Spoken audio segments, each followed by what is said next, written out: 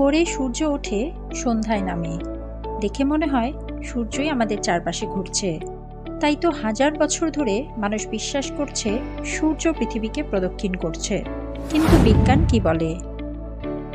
১৬০০ শতকে কোপার্নিকাস বলেছিলেন, আসলে সত্যটা উল্টো। সূর্য নয়, বরং পৃথিবী সূর্যের চারপাশে ঘুরছে।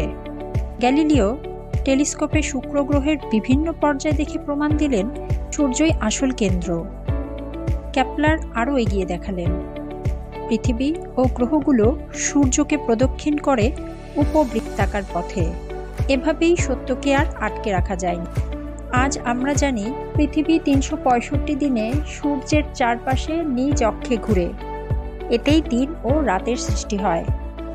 ঋতু পরিবর্তনও একই কক্ষপথের ফল। অতএব সূর্য নয়, আমরাই সূর্যের চারপাশে ঘুরি। এটাই বিজ্ঞানের আলো, যা মানুষের দৃষ্টি পাল্টে দিয়েছে।